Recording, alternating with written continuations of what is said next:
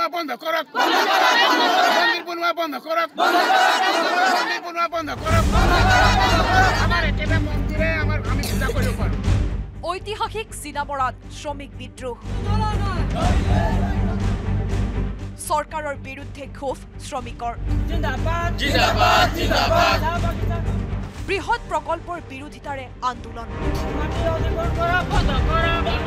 ধাৰাবাহিক প্ৰতিবাদত উত্তাল চিনামৰা চাহ বাগিচা এয়া অসমৰ প্ৰথমগৰাকী চাহ খেতিয়ক মণিৰাম দেৱানে চাহ খেতি আৰম্ভ কৰা ঐতিহাসিক চিনামৰা চাহ বাগিচা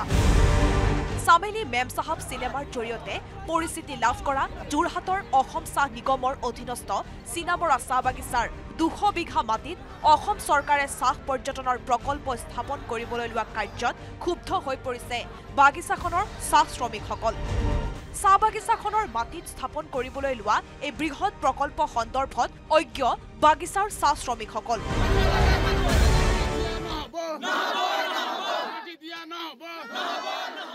চৰকাৰে আমাক আগৰ পৰা ঠকি আহি আছে 200 বিঘা মাটি লৈছে আমি ভাবিছো যে আমাক লাভ হ'ব বুলি কৈছে আমাৰ লাভ নহয় আমাৰ ক্ষতিহে হ'ব 351 টকা হাজাৰ দিম বুলি হেতু নিদিলে বদলি কাম দিম বুলি হেতু নিদিলে আৰু এৰিয়া যেটো আমাৰ বকিয়া ধন ইয়াত আছে মুখ্যমন্ত্ৰী সহি কৰি দি দিলে অমুক আগষ্টৰ ভিতৰত আমি দিম বুলি দি দিলে কিন্তু হেতু আজিলৈকে নিদিলে আমাৰ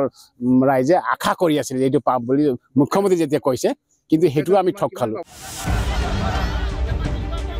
শ্ৰমিকসকলৰ মতে দীৰ্ঘদিন ধৰি তেওঁলোকৰ মজুৰি বৃদ্ধি বৃহৎ পৰিমাণৰ বকেয়া আদায়কে ধৰি বহু ক্ষেত্ৰত চৰকাৰে তেওঁলোকক প্ৰবঞ্চনা কৰি আহিছে চাহ গছ ধ্বংস কৰি এই প্ৰকল্প আৰম্ভ কৰাৰ পিছত কাম হেৰুৱাই সংস্থাপনহীন হৈ পৰাৰ আশংকাত ভুগিছে শ্ৰমিকসকল চাহ পৰ্যটন প্ৰকল্প সন্দৰ্ভত চৰকাৰক সকলো তথ্য স্পষ্ট কৰিবলৈ দাবী জনাইছে শ্ৰমিকসকলে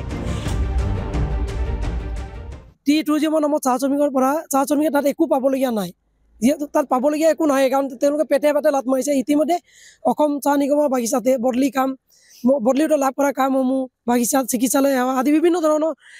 পাবলগীয়া প্ৰাপ্যসমূহ ইতিমধ্যে বঞ্চিত কৰি ৰাখিছে সম্পূৰ্ণৰূপে চৰকাৰে এতিয়া আদায় কৰিব পৰা নাই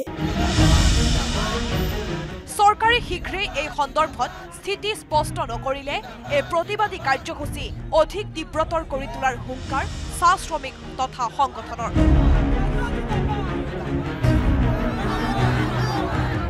যোৰহাটৰ পৰা Gautam Bora report news 18 Assam north east